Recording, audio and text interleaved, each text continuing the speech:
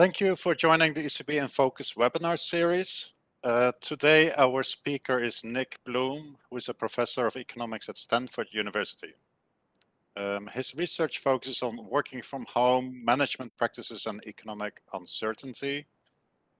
Besides being a prolific author, Nick is widely known for having developed and made available survey data on these topics, including the World Management Survey, the Economic Policy Uncertainty Index, as well as the World Uncertainty Index. He's an English citizen and previously worked at the UK Treasury. Nick will talk to us about key decisions around working from home, and he will draw for his talk on his extensive research record on the topic of working from home, as well as on his professional experience working with governments and the private sector alike on developing management practices in the post-COVID world. The format of today's webinar is as follows. We will stop 5 minutes before the hour because Nick has an important family commitment. Therefore, Nick will give a presentation of about 30 minutes, followed by Q&A. I have the pleasure of collecting your questions via the chat function. Nick, the floor is yours. Thanks very much, Luke. Yep, so I'll go ahead and I'll share. This is the time where, you hope this works. Okay. Okay, great. So I'm going to talk about the future and the impact of working from home. As Luke said, I'll talk for about 30 minutes and then I'll go to Q&A. So weirdly enough, I've been working from home for almost 20 years. It wasn't honestly a major, in fact, it wasn't even really a minor research topic. It was something that I'd written 3-4 papers on over the years, strung out. As Luke mentioned, I've been working on management practices, and back in 2004, we collected some data on work from home around a randomized control trial in 2010 and done some policy work. Obviously that all changed in March 2020. And from March 2020 onwards, I've been doing a lot of work, probably more than half my time is spent on this. And I'm going to talk today based on, we've been running a bunch of surveys, one in the US that's 5,000 people a month, one in the UK, that's a labor force, there's some firm surveys, and I've talked to hundreds and hundreds of organizations and companies. A lot of firms, but a lot of not-for-profits as well. I mean, like the NSF, NASA, the National Institute of Health, UN World Food Program, etc., etc. So I'll give you some facts on working from home and then some implications for management and then some implications for the economy. So first thing is working from home is sticking. I guess nobody needs any convincing of this. Like inequality, there's actually various different ways to measure working from home. My favorite measure is the share of full paid days work from home. And the reason I think this is in some ways the best measure is it affects commuting. And secondly, it affects office space. So I know a lot of people work from home in the mornings and evenings. We're not looking at that. We're looking at a full day. And you can see before the pandemic that full paid days work from home were about 5%. It jumped, it exploded. This is US data, by the way, but it's going to look very similar in Northern Europe. I have UK, German, French data. Northern Europe is slightly lower, the levels, but the trends are very, very similar. So it exploded during the pandemic as folks shifted to work from home. Basically, anyone that could work from home did at the beginning of the pandemic. And then it's fallen back over time. We're now at about 40% of days. So most days now in the US and European economies are in person. Post-pandemic, we predict it will be something like 25 to 30%. So each month we've asked 5,000 people, what are you currently doing? What has your employer told you you're going to do post-pandemic? And then we reweighted that to match the labor force of people aged 20 to 64. So it's worth thinking that, bearing in mind the labor force is in 3 groups. There's about half of people, a bit over half, that can't work from home at all. So these are typically the lowest paid folks in the labor force. They're like frontline employees in manufacturing, retail, like if you think in the ECB or in Stanford, for example, like security, catering, cleaning, facilities, when you go out and buy stuff in shops, people that work in retail. So that's just over half. There's a second group, there's probably everyone listening me, you, probably pretty much everyone on the webinar, that is hybrid. So this is professionals and managers. And for professionals and managers, it seems to be close to universally moved to a system of like 3 days in the office, 2 at home, or 2 in the office, 3 at home. I'll come on to that in a minute. That's kind of tricky to manage. I'm going to focus much of my time on hybrid. And to mention that while it's 30% of the labor force, it's about 50% of payroll, because these folks are much higher paid. And so maybe as a share of GDP, it's maybe close to half. And then finally, there's a group of about 15% of people that are going to work from home full time. These are people that kind of aren't managing others. Typically, they aren't that creative, but they often have quite technical roles.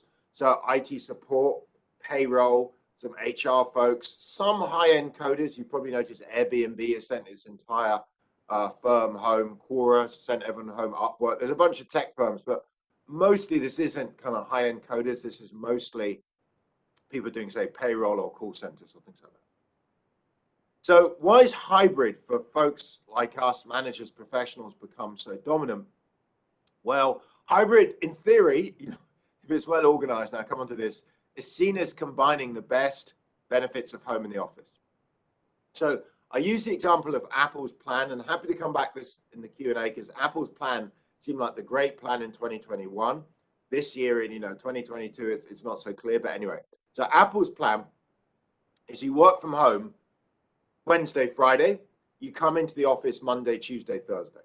And the Apple plan says when you're in the office, those 3 days in the office, you have like, very social days. It's lots of meetings, presentations, training, lunches, dinners, anything that's best done face-to-face is pushed into those 3 days. Take your old pre-pandemic week and you think, what tasks are better face-to-face? Let's move all of those tasks into the 3 days I'm in the office, and everyone's in on the same 3 days. And the upside of that is the evidence is face-to-face is better for creativity. There's some, increasing evidence coming out on this, and it's probably better for building culture. And then the upside is for the other 2 days, the Wednesday and Friday, you get to work from home. So the upside of this is it's quiet. So working from home is much quieter than the office. It's easy to get distracted in the office.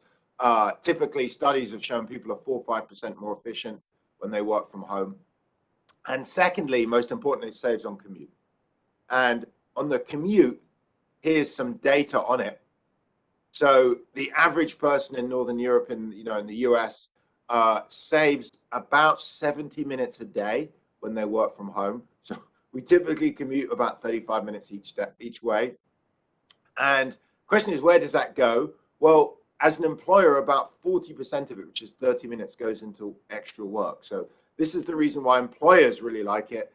If you have somebody working from home, they're probably working about 30 minutes more a day for you. So that's obviously a huge increase in performance in terms of kind of output.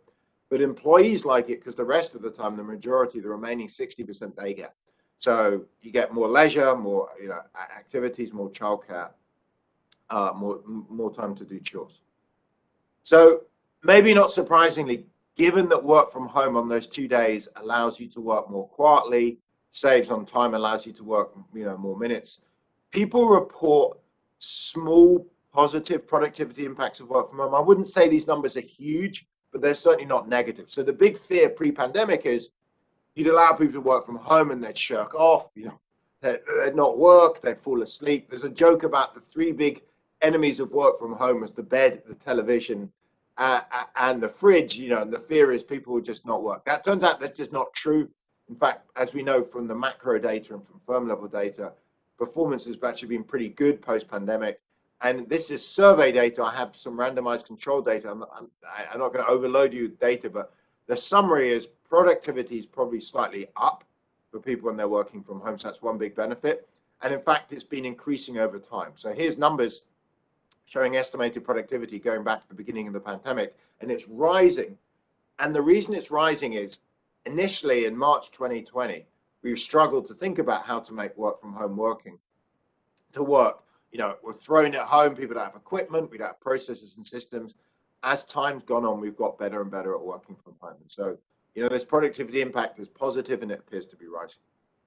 So one benefit of work from home is productivity looks like it's probably up. The other one, I'd say the biggest one, is it keeps employees happy. When you talk to firms, that's their main objective. They're like, we're facing, the great resignation, quit rates are high, labor markets are tight, particularly in the US. Work from home is a way to keep, it improves productivity and it keeps employees happy. So, why wouldn't we do this? And this is some numbers from survey data whereby we ask people, how do you feel about hybrid, the option to work from home hybrid versus coming in the office 5 days a week? So basically, what's the value of being able to work from home 2-3 days a week? Is it negative, 0, positive? And most people say positive, or some say 0, a few say negative. We ask them to give numbers as a share of salary, and here's the average value. So it looks like people value the ability to work from home 2-3 days a week. As equivalent across the entire economy is about an 8% pay increase. For the ECB, for tech, finance, business services, it looks a bit higher. The reason is folks like us tend to be slightly higher paid, have better, home environments, have slightly nicer houses, larger home offices, etc. So it's actually quite appealing. So to be clear, work from home improves productivity, also keeps employees happy. This is data just out really from a randomized control trial I've been doing in China, where we took a company, Trip.com, it's one of the world's largest travel agents, and they have 1,612 engineers, marketing and finance professionals, so graduates, and they randomized them by even or odd birthdays into whether they work from home 2 days a week or came into the office full time. And you notice that folks that work from home 2 days a week, their quit rates are about 1/3 lower. So there's pretty strong causal evidence. People like working from home at least 2-3 days a week. And so if you offer it to them, quit rates are down, work satisfaction's up, there's lots of positive stuff. And, the reasons you can see why people like working from home, we ask people, what are up to 3 benefits? Number 1 is no commute. Maybe it's not surprising to anyone that's listening. Number 2 is the flexible work schedule. So something that's coming out over the last couple of years is a second benefit of work from home is the flexibility in the days you'll work from home. So think about it. If you need to go to the doctor, go to the dentist, maybe go out for a run, pick your children up from school, play tennis, play golf, kind of leisure activities. These are or work activities in the sense of medical activities. These are often easier to do actually on weekdays. So if you're working from home on Wednesday, it's typically easier to see the dentist than on Saturday. So what we see in the data is on days people work from home, they work slightly less hours, but they make up for it in other days on the weekend. Their productivity is actually up, and they get the flexibility of being able to use this time more efficiently. So flexibility is the second big deal. The third big benefit is, less time getting ready. In the data, I have a slide. I'll share these slides, by the way, at the end, but in the backup slide, I'm not going to show you unless there's time. It's clear that people don't spend as long getting ready when they work from home as they go into work. The average person reports it takes them half an hour to get ready when they leave the house versus 20 minutes when they work from home. And then finally, the third benefit that we hear is it's useful for supporting diversity. So there's a number of studies coming out. One on the left is ours. The one on the right here is from Slack Future Forum, big US tech firm. So the way this seems to work is every demographic, every group likes to work from home. But people who are a minority in their workplace, which means less than 10% of their co-workers are the same race, gender, religion, politics, or age bracket, have a slightly higher preference to work from home. So I take myself as an example. I'll be 50 next year. If I was in a workplace where almost everyone else was in their 20s, I don't find it, probably as positive. I know they'd be talking about TikTok. I don't know. I'm so much older than people like that. It's hard to know what they talk about. They may not connect that well with me, just because we're 30 years apart in age. The same, you see it in the survey data. People report the same feelings that they're slightly less positive when coming in, either a minority in religion or politics or race or gender, etc. So the idea is, it's not that these folks don't want to come into the workplace. They just would like to work from home a bit more, like to spend slightly less time in the office. And so the implication of that is, if you get very tough, you do say a Goldman Sachs, and you say, look, you've got to come in 5 days a week, you're likely to see higher quit rates of people that are minorities. So it's hard to be very pro-diversity and force everyone in 5 days a week. You know, these two are not very mutually supportive. So not surprisingly, given all the benefits, I mean, there isn't any, to be honest, there isn't any obvious downside. You know, as I've gone through it, the benefits are productivity looks slightly higher. Employees are dramatically happier, probably kind of equivalent to about an 8% pay increase. It appears to support diversity a bit. And the final thing I haven't talked about is it probably saves office space. So there's 4 upsides. There's not obviously any downside. Again, I'm happy to talk about in the Q&A. And again, to be clear, this is not fully remote. This is hybrid. So this is typically coming in maybe 2 or 3 days a week. That policy is completely taken over and has become dominant across US employers. So, you know, across Europe, across Northern Europe and the UK. I was talking to a lot of folks in Australia actually late last night, similar thing. So here is a map, a graph of the average days working from home per week post-pandemic, what employers have told them. So each month you've asked people, how many days is your employer planning for you to work from home post-pandemic? And we've mapped it out. And you can see at the beginning of the pandemic, most people were saying, look, my employers told me they're going to come back full time, or maybe they're going to give me 1 at most 2 days a week working from home. And as the pandemic has gone on month by month by month, this figure has just gone up and up and up. And so now it's very standard for me to talk to companies to say we're thinking of either a 3-2 or 2-3. So typically 2 or 3 days a week in the office, 2 or 3 days a week at home. In fact, you know, I've been talking to a lot of real estate companies. I was talking to one yesterday for a while that owns large office buildings. And, you know, we may at this point be close to the post-pandemic norm. I was back in the UK for a couple of weeks. And, you know, the UK, you go there, central London, the tube is packed, people are back, shops are open. The UK, this is US data, like the US. You know, this data here, just to explain this. This is looking at share of people in America that are going to NBA games, that's basketball games, TSA checkpoints, that's basically going through the airport security, open table diners, that's people eating out. Almost all of that is within 90 to 95% of the pre-pandemic norm. So people are close to the pre-pandemic levels of travel, of going to games, of eating out, not totally there, but getting close.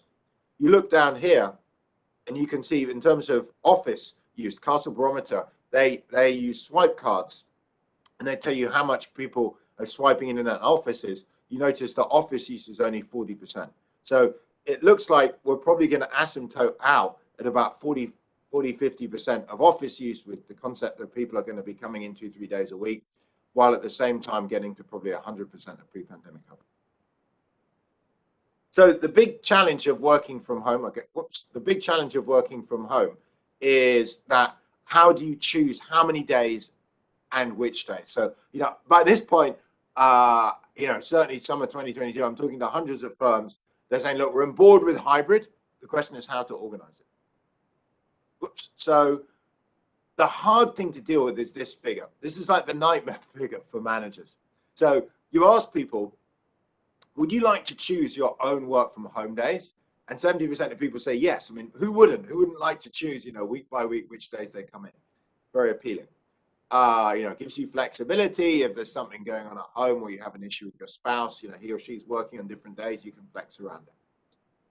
The problem is 76% of people say would actually also like to coordinate to be at work on the same day that our co-workers are there. And the reason is most people come into work because they really like to see their colleagues or work with their colleagues. They don't come into work for, you know, the equipment or the bagels or, you know, the ping pong table or whatever else it is. So this presents a clear dilemma. How do people both choose their days and come in on the same days as their co-workers? And the answer is they can't really. You can't really do both. So there's kind of a paradox that people want to have their cake and eat it. The question is, which should dominate? Should people be allowed to choose their days but have them coming in on different days, or should everyone come in on the same days? And early on, I was in favor of choice, in part because of figures like this. So we asked people, how often would you like to have paid work days at home? And what you see is around a quarter of people never want to have a paid work day. They never want to work from home.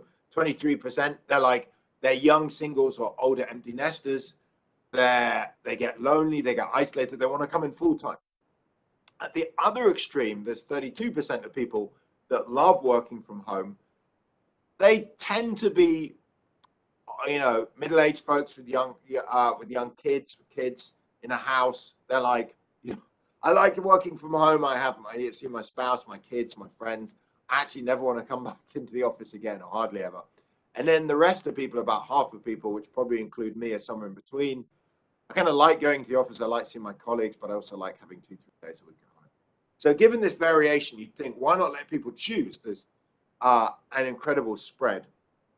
I've been nervous about choice, and increasingly so actually over the last year or so. And I'll explain why. So the big problem with choice is when you talk to people, now there are firms, the ECB, many US firms, many European firms that are going back to the office. What you hear is when you let people choose their days, you hear people complaining about it's like low energy. I come in, I spend much of the day on Zoom. Why am I coming into the office to spend all day Zooming in on calls? Or people at home are joining meetings. So here are 2 photos of what's called mixed mode meetings, where some folks are at home and some in the office. These are photos put out by companies that sell hardware and software for this. They look great on photos. They're quite problematic in practice, at least, currently. In future, maybe in 3-4 years, the technology will get better. But when you talk to people, the folks at home are saying, look, I join these meetings and people in the office, there's one camera in the room. And quite often there's someone turning sideways, or I'm looking at the back of somebody's head, or there's like, there's whispering going on, or people, they're like, the people joining from home are saying, I sometimes feel like I'm not in the meeting. I can see things going on. I see people laughing, but I don't know what's happening. And then the people in the office are saying, why did I come into the office to be on Zoom calls with some of my colleagues that work from home that day? So it's kind of tricky for teams to have some people in on some days and some on others. And the reason is the key benefits when you ask people why you want to come in the office is to be with colleagues. So people don't come into the office to use the equipment for the, whatever else, the bagels. In Google, apparently, in order to get people back, decided to use Lizzo, the pop star, to give a concert. They're trying to get Justin Bieber. I mean, it's like people don't. I mean, sure, if you can put in Justin Bieber and Katy Perry and Taylor Swift day after day, people will come into the office. But, apart from that, in practice, for just about any employer, it really is an issue of getting people in because they want to see their co-workers, they want to socialize them, they want to work with them face to face. So given this, most large US firms are either having teams or the company decide, get together and decide which days they work from home. So you can imagine a team of 20 people, they're saying, look, we as a team are going to come in on Tuesdays and Thursdays. That's our norm. That's what we've decided. Or sometimes which is what like Google's doing. Google's saying each product or each area you should decide, but you should try and come in on the same days. That's the red bit here. Or Apple, which is the blue bit here, is the whole company saying, Apple is saying you're going to come in on Monday, Tuesday, Thursday, and you're going to work from home Wednesday, Friday. Generally, if I was going to give advice, I would allow people to work from home on Mondays, Fridays. That's what everyone wants to do. If I was to have days in the office, 2 maybe, it depends whether it's 2 or 3 days, but it would be some choice between Tuesday, Wednesday, Thursday.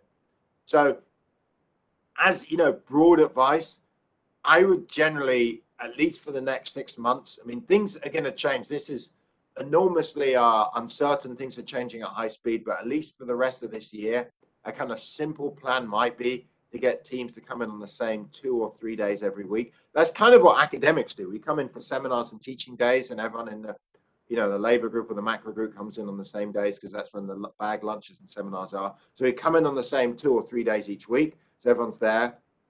We have all our in-person meetings, events, trainings, lunches on those days.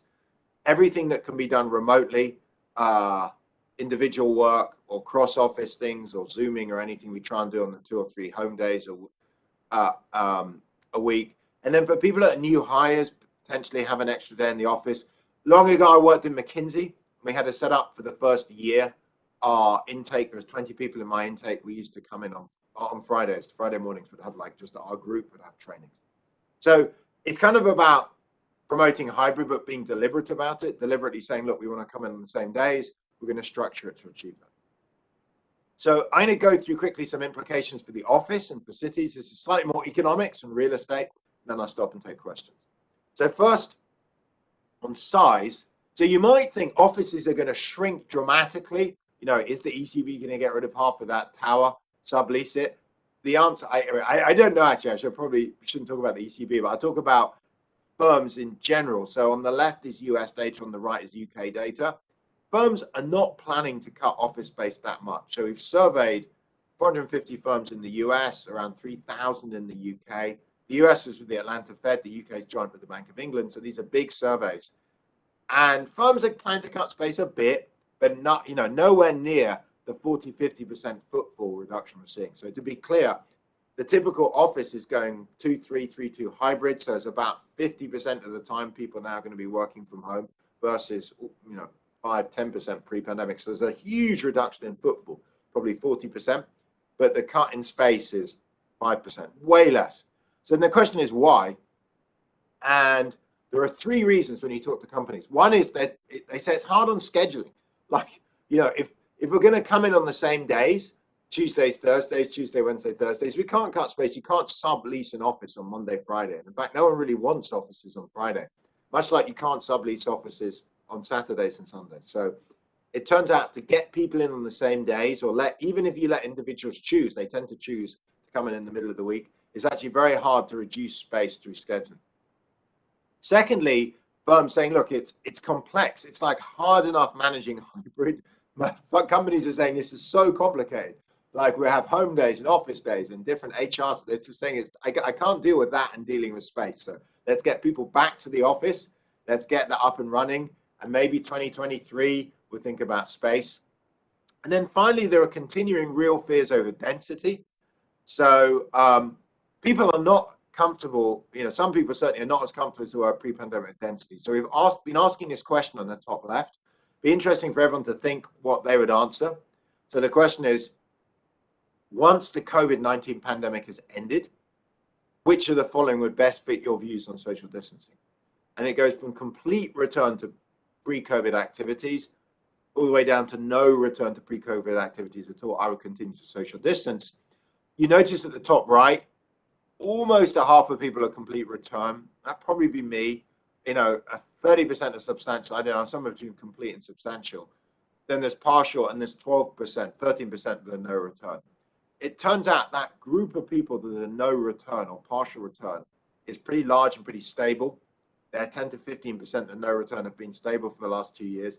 That generates a real issue for companies in terms of, it's not so much office space, but it's in kitchens, elevators, entranceways, toilets. If you're really uncomfortable with being close to someone, you can't have offices at full capacity. The elevators are a big issue. How do you get people up and down? So this is the third challenge, particularly for high, you know, for the ECB building, for example. How do you get back to full capacity? It's tough because in the mornings, a lot of people can't go up the elevators. In the evenings, a lot of people go down.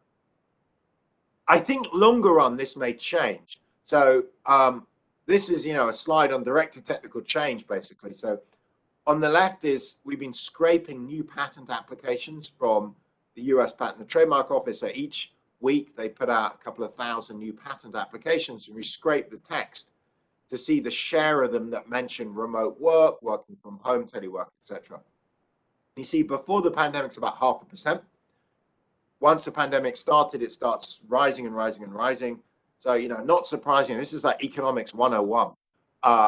If the market for work from home technologies has gone up 5x roughly, which it has, we've gone from 5% of people working from home, 5% of days, to about 25 post-pandemic.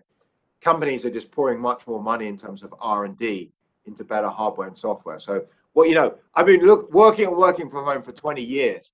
20 years ago, it was horrible. It was like phoning up on the telephone, emailing files. It was really not great. It was not very easy. What we're using now, WebEx, Zoom, all of this stuff's got a lot better in the last, it's really come about in the last 5-10 years. And the other thing that's pretty critical is the cloud. Everyone's file sharing documents using Dropbox, etc. Those are hugely important innovations that made work from home easier. I don't know what the future is going to be. Better, better audio visual, better virtual reality, holograms. It's hard to know, but whatever it is, the rate of technological progress is going to pick up. So 5, certainly 10 years, remote work is going to be far better. So I think it's going to be easier to reduce space to do all kinds of impressive things. Right now, it's not so easy. Second fact, I'm interested, no, this is happening in Frankfurt, but people have been leaving city centers across much of Europe. This is true for large cities. So on the left is New York. On the right is San Francisco. We have data from the US Postal Service, change of address. So in each zip code, each month, we know the net flow. The story is pretty robust across US cities. I've seen this for London, the same thing, which is people are leaving the city centers, moving out to the suburbs. And the stories you hear are people say, look, if I'm going to work from home 2-3 days a week, I don't really need to come into the office full time. I can, I'm only going to commute 2-3 days. So I'm happy to move further out and put up with a longer commute in return for much more space, back garden, maybe a home office. And in fact, it looks like big cities maybe are going to lose 5 to 10% of their population over the long run. This is a flow of population graph. What you see is in the city centers and the high density just around that. A lot of people left early in the pandemic, and we've yet to see that flow reverse. So if you cumulate, this is a flow. So if you kind of integrate over this, they're down about 5 to 10%. I don't think everyone's going to come back. I think we're permanently going to see less people living in city centers. Rents are going to be a bit lower. In fact, we see this. So this is data from Zillow for the US. On the left is rents. On the right is home values. What you see is for city centers, rents are kind of back to trend. There was a huge drop. Rents were way down in places like San Francisco. San Francisco, they're down about 20-30% at the peak of the pandemic. No one wanted to live in the center of town. They're back to trend, but they're way up in the suburbs. Same with home values. So what's happened is the housing market in general has done very well because obviously interest rates are extremely low, but it's particularly done well in the suburbs. People have moved out of city centers. They've moved out to the suburbs. And, that's reflected in both movement of individuals and property prices. So the question is for offices, are they moving? There's a lot of talk early on. People like WeWork, in fact, I remember us at an event with the head of WeWork Germany about hub and spoke, moving out to the suburbs with offices. It turns out that's not really happening. So when you talk to firms, they say, look, under hybrid, we want people coming in 2-3 days a week. We want them in on the same place. So we want to keep a city center office, or maybe if you're a campus, a nice campus, we want people come into some of this nice, they feel attracted to come into. It's easy. If everyone's living around the edge of the city, you can't have 5 different little offices. It makes no point. Why would you go into a little office to Zoom someone else in another little office? You'd stay at home. So most firms are saying they're keeping their current offices, they're keeping them in the city centers. They're generally focusing on making sure these are nice and making sure they work for hybrid. So employees come in 2-3 days a week. The big change I do here is on design. So companies are tending to put in more meeting rooms, more lounges, more open plan seating. The idea is or lounge seating in particular, when you come into the office, you now, for 2-3 days, it's more social, it's more working together. So there's a focus on more meeting rooms, more, this kind of Zoom room thing. If people are going to take Zoom calls, try and do it in somewhere that isn't noisy. And then lounge seating area. Maybe I'm between meetings, I want to sit out there. If someone, I'm sitting out there and Luke wants to come talk to me, sees me, he comes and says hi on my, my in the office days. The other thing is pretty obviously air filtration, cleaning, more safety systems. Finally, there's an impact on city centers. So on the left is the share of people's person days in city centers versus pre-pandemic. So in San Francisco, New York, big American cities, you see about, almost a half of the reduction, almost 50% reduction of person days in city centers because office workers are working from home. On the right, this is what it translates into reduction in spending. Early on in the pandemic, we asked people, how much do you spend at work each day on food and drink, on average on entertainment, on retail, and we added up across the year. And the average American office worker spends about $15,000 a year around the offices. It's probably similar for Frankfurt, London. I mean, it's a lot of money. If people are working from home roughly half the week, that is a huge reduction in expenditure in city centers. So permanently, city centers, sandwich shops, bars, shops are going to see less trade. The big impact, I think, as an economist, is it's going to reduce the value of their rent. So, the supply of retail space as the fixed factor here. So basically, if you own retail property in city centers, you've done very badly. That's permanently worth less. City centers will be a bit less busy. It may even be good. I mean, it depends on your view, whether you'd rather acquire a city center. Finally, I think long run work from home will increase outsourcing and offshoring. I did an interview for the Financial Times about, 6 months ago now, and mentioned this. This is the thing they led with as kind of the interesting point. Bottom right, there's just a piece I put in from earlier this week from the Wall Street Journal. Basically, what a lot of companies are saying is, we've discovered remote work works well. People are quite efficient teleworking. Whole teams have been teleworking for up to 2 years. We're now thinking, do those teams need to be, located in our area, in our country? They can maybe be abroad, maybe could outsource them. So it's hard to offshore now. It's not so easy to outsource now because the pandemic can still have some travel restrictions. But I think much like when China joined the World Trade Organization in 2001, there was a huge increase in globalization of manufacturing. I think the pandemic is going to lead to a big increase in globalization of service trade, and we're going to see it through a spike in outsourcing and offshore. So I'll stop. Working from home is here to stay. There are some pretty broad implications for management. There are, I think, pretty big implications for cities and economies. I think it's a huge shock to the economy in many ways. I mean, one of the most obvious is people moving out of city centers out to the suburbs, changes in company structure. If I was going to talk about policy, then my biggest concern, I think, is for cities, actually, for tax revenues, and particularly, living out in San Francisco subway systems. As Luke mentioned, I have to leave 5 minutes early to drop my daughter at the train station. But the train she takes to school every day, the cow train, ridership's down 50%. They're now losing huge amounts of money. And there's a discussion as to whether it's shut down. It's true for the New York subway. I mean, this stuff is worrying. So I will stop here and go to Q&A, but I'll end on that. Terrific. Thanks so much, Nick. So the questions are coming in. Actually, maybe for your benefit at the ECB, for the time being, we have decided that workers have to come 2 days a week.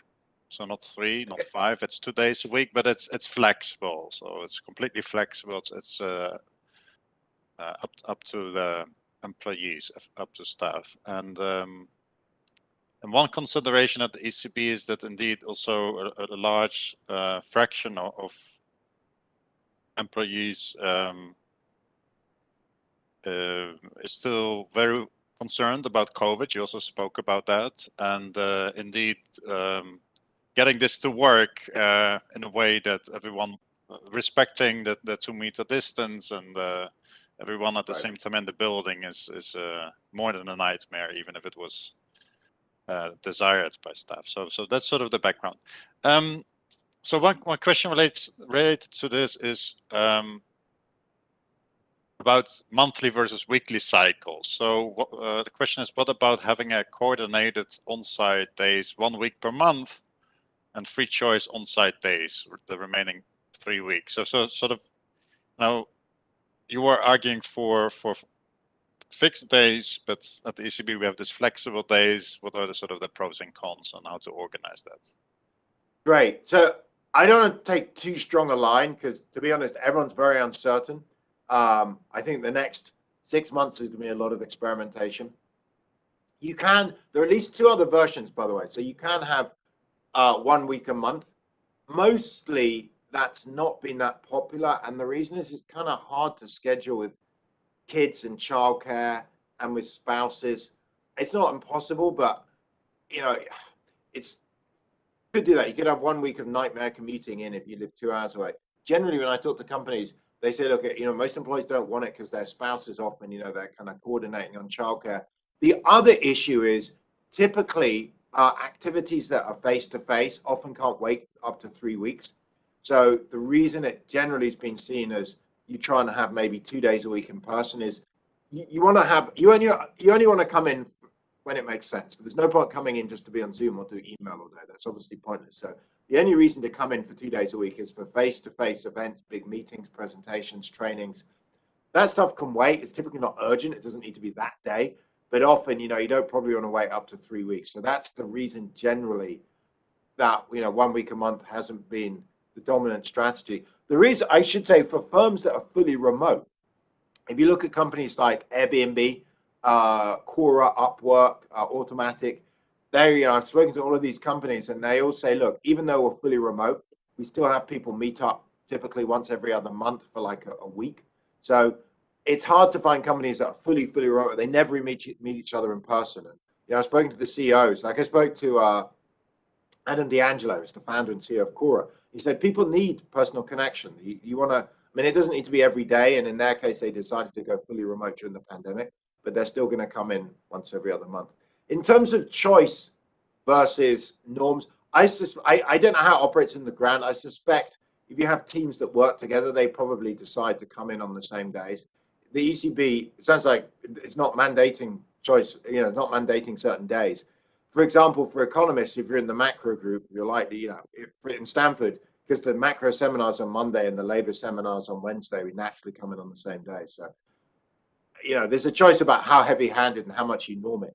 Generally, Mondays and Fridays, people don't come into work.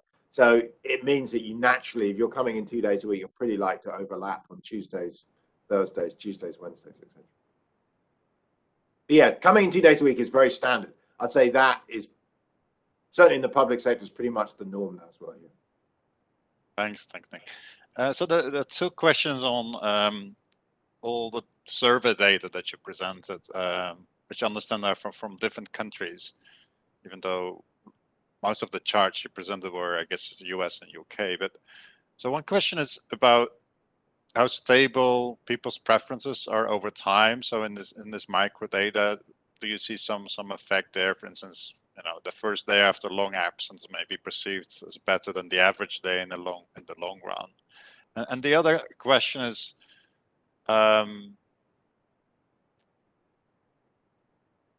relative to what you just presented, showed many charts based on the US and the UK. I mean, are there any differences for Europe that sort of jump out? Yeah, so in fact, I realized I probably should do it. So I have, let's see if I can pull this out. Here we go.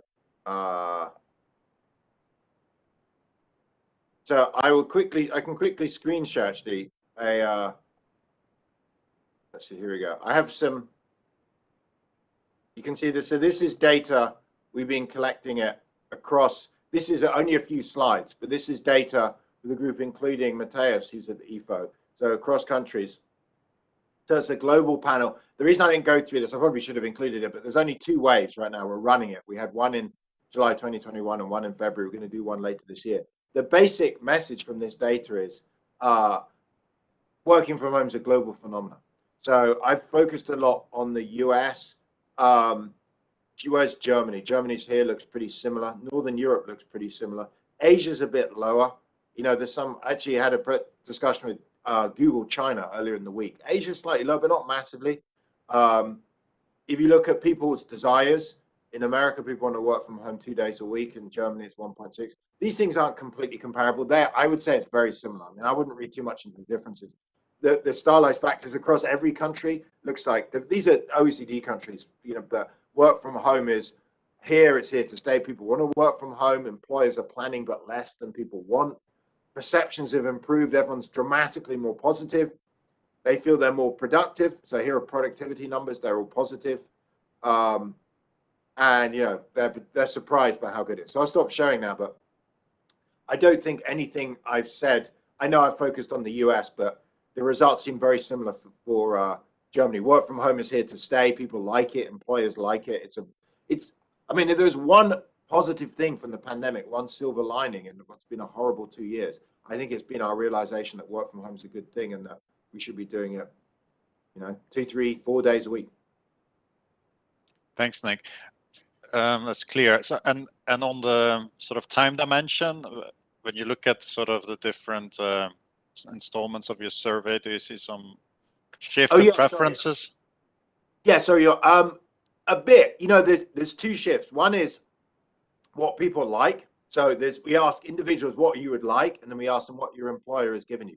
In terms of what people would like, it went up a bit at the beginning, and then it's gone sideways. So for the first 6 months, people, back in March, April, May 2020, I mean, it's a pretty weird environment, as everyone remembers. We were thrown home. It was scary. I mean, everyone was truly, really really scared about this unknown disease. We didn't know the mortality rates of COVID. There was no vaccine, etc. And for the first year, work from home preferences went up, I think, as people got used to it. It's then moved sideways. Employers look very different. So employers initially were relatively low. They weren't telling their employees much. And they were typically not saying you're going to stick. And then by the beginning of 2021, employers month by month are becoming more and more positive on work from home. That's just a relentless upward trend. So there was kind of this big gap between what people wanted and what their firms were telling them early on. That gap has closed a lot. So go back to kind of May 2020, people wanted kind of 2 days, 2.5 days a week. Employers were giving them one. So there's an enormous gap. There's almost threefold difference. By now, it's shrunk to employers are saying 2.5, people are wanting 2.6, 2.7. So the gap has shrunk dramatically. So in that sense, that's very positive. But I mean, partly that's driven by tight, this is US data, the gap may be larger in Germany. The US data is partly driven by tight labor markets. So in America, I talked to firm after firm, they're like, we have to offer work from home. I spoke to a recruiter and she said, in tech, if you're not offering work from home, forget it. Just forget it. No one's going to take my call. You have to be offering at least 3 days. Otherwise, there's no hope. Like, you know, or maybe paying 20, 25% more. I mean, like, it's like danger money or something. Yeah, so we've seen it. And I think part of the drift upwards for employers is they realize it works. And partly it does work better now. Like WebEx that we're using has got better. There's a bunch of new features. You know, I've got a nice microphone and a video camera. I'm sure everyone else, we're so used to this now. So that's also, you know, my desk, if I, you know, it's a minor thing, this desk goes up and down. I won't show. I prefer to stand, but I mean, this was something it took a few months to get, but people now are just much better, much more comfortable at it. Thanks, Nick. So about office locations and choices that the firms have to make. Do you see any differences between small and large firms? So we like to think of the ECB as a large firm with, you know, high quality office parks and the like. Are there any sort of different implications related to firm size? Not, I mean, the big implications, in some ways, the big thing is that what has not happened. So I don't know if you remember, everyone was saying big offices would go, firms would go to hub and spoke, they go virtual. We haven't seen that. So I assume the ECB's, you know, you have a beautiful office there and there's the towers, like, you know, most companies like that are keeping their offices, people are coming in less. You know, it's interesting, a lot of managers are saying I'm under real pressure to reduce space, but it's not easy because everyone wants to come in. You know, everyone's coming in the same 2 or 3 days. So typically there's not much happening in offices. It's not a very exciting area. In the long run, I think office space will reduce. So office prices are soft. So this is a price versus quantity adjustment. So the quantity of office space being used is not down much. You know, it's like a lot of the ECB is probably a good example. You're still keeping your offices, but they're empty in the sense they're probably half the fill rate of pre-pandemic. That's very standard. What we also see is the prices of offices, the value of leases is down because people see in the longer run, 2023, 24, 25 onwards, firms are going to reduce space. So looking ahead, they're saying they're going to reduce space, but it's complicated. To do it, what you need to do is you need to have scheduling. You need to say, right, each person, who do you want to work with when you come in? Which days do you want to come in? What facilities do you want? And then some big algorithm figures out and gives you days and you schedule and, you know, you guys come in Monday, Tuesday, Wednesday, you guys come in Wednesday, Thursday, etc. That's complicated to do. No organizations are doing that right now. And so we're not actually seeing much in the office market. So a central theme that you've developed is that one of the reasons to spend time in the office is connections, you know, interactions, aside from the culture aspect. And so there are a bunch of questions about wanting you to push that a bit more, clarifying what kind of interactions are we really talking about. So you know, sure. What can you say about that? Sure. So I would say, you know, there are researchers out there that you have a randomized control trial or server, you know, data in mind. This is definitely a great area to work on. I'll tell you the two best, you know, there are 3 data points, 2 studies and an anecdote. So start with anecdote. I must have talked to 400 or 500 managers by now. Now, this isn't strong data, but they all get the sense that it is valuable to come in 1-2 days a week. Just personally, for research seminars, I think they're better in person. Teaching is way better in person. I teach undergrads and grads. It's definitely better in person. It's very hard to hold people's attention. So I'm not claiming everything is better in person, but some activities are. In terms of the research, there are 2 papers, one in Nature that just came out and one in Nature Human Behavior. So starting with the first one, the Nature paper, they basically ran experiments. It's artificial experiments. They got teams of people to come up with new ideas for products. They also did it in a company. They randomized some engineers. They randomized between meeting on Zoom versus meeting in person in a meeting. And then they evaluated independently the quality of the ideas. And they found they're significantly better when people met in person. So not a huge gap. It wasn't like they didn't innovate over Zoom. They did. They just found it was slightly higher quality. The Nature Behavior paper uses Microsoft data and looks at email traffic and messaging. It shows that for remote teams, you tend to message more within your team, but you tend to make less connections to new people. So they call it siloing. So what happens is, their interpretation is when you're in the office, you're having meetings, you're meeting people in the canteen, you're randomly bumping into other people, you make new connections. At home, that doesn't happen. You can communicate a lot with your current team, but less with other people. So this evidence isn't super strong. And certainly when I spoke to Adam D'Angelo at Quora, he said, look, we're going to go fully remote. I'm not sure how much it matters. I have a view it probably isn't as good, but I don't think it's that big a deal. I save a lot of space and I keep a lot of employees happy. So I think it's an open question, actually. My safe bet when having worked on uncertainty, I'd say uncertainty is very high. You don't want to make decisions that are costly to reverse. I would probably, to be risk averse, do exactly as ECB is doing, have folks come in 2 days a week and evaluate, at Christmas, decide what makes sense. It may be that for some people, fully remote is better. It may be for other people coming in more days, but I'll kind of take a cautious data-driven approach to it. Okay, and then there's a question about whether to have sort of a universal approach or also attempt to cater to individual preferences or needs, for instance, health concerns. Right. So what's sort of a good approach there? Yeah, I mean, you could also have some degree of flexibility. Another plan is like 2-2-1. Imagine you have a team that there's 1-1-4 or something. So you typically want anchor days. So you do want days. So again, just because it's my world, I talk about, for me, but for a day when there's a research seminar, it makes sense that everyone comes in. We tend to have our bag lunch and the seminar. It's all on the same day. So that kind of sets a lower bar. And we don't have Zoom in the seminars anymore. People just have to come in and it is in person. You can argue with that, but right now, maybe that would change in 23, 24, but currently we're just not well equipped. The Zoom doesn't really work very well for height. It's just not a good experience. So you could then say, look, should people come in an extra or a third day? That's more debatable. I think it depends on the task. I don't think there's a necessarily fixed rule. In the short run, I'm totally on board with saying 2 days a week. In the longer run, when we collect data, we'll have a better sense and say, look, for some activities, at the extreme, security, janitorial, food service, these people need to come in 5 days a week. Now, it's possible some of that can be done remotely. Someone was telling me in San Diego, they have these robots that go around the streets. They're controlled by a human and they're cleaning the streets. Who would have thought street cleaning can be done remotely? Maybe it's a gimmick, but all of these tasks, it's probably worth taking a data-based approach. Another example is across the road. I'm looking at our house right now as my neighbor's a doctor. She said pre-pandemic, I never did telework. It was unheard of. Now I do it 2 days a week because it works. And a lot of my patients want it. They find it easier to contact me over Zoom. So things are changing. I would say in the short run, do something safe like the ECB is doing.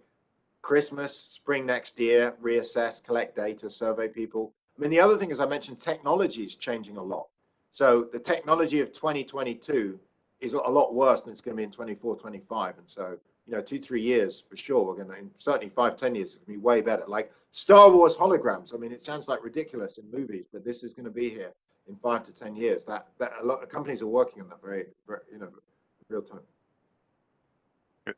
So I'm mindful of time. I don't want your daughter to miss the train. So last question yeah. then. What's the environmental impact of WFH? It's a great question, and I'd say it's not clear. So again, it would be fantastic for someone to do a study on this. So on the one hand, it seems like it should be good because we're commuting less. So that's obviously a positive. There's, of course, as an economist, there's a behavioral response that people are moving further out. So we're commuting less, but on average, we're commuting further. So that's a negative. Also, if we move further out, we're in larger buildings. And if there's more construction out in the suburbs, they're bigger buildings, there's more environmental damage. That's a negative. There's another debate, and it depends on actually what part of the country where you are, as to, of course, we're now at home during the day. So we're having heating, and in the summer, air conditioning if you're in hot America in the summer, versus that at work. For a lot of places, actually, it's more efficiently done to heat and have air conditioning in the office than it is at home. So I would say it's very but then that's another negative probably. But then business travel is down by about 30%, and that's extremely bad, jet fuel. So I would say it's unknown. There are actually quite large, big positives and negatives. And again, it's an area it'd be useful for policy on. My guess is in the very long run, it should be positive because eventually reduce transport. But as economists, there's behavior responses. And if congestion is less and you come in less, you maybe drive further. And, so I think it's a fascinating question. I care a lot of, like everyone, climate change is hugely important. But it's not obvious right now what the net effect will be. Yeah. Okay, more research needed. Great. Exactly. Great. So this was terrific. Thanks so much for being with us. I know it's very early day in the day for you there. And thanks for doing this. It was great to see you. Yeah, look, thanks for it. It's very nice of you to listen to me for an hour. It's great. I appreciate it. And thanks for the great questions. Thanks. Bye now.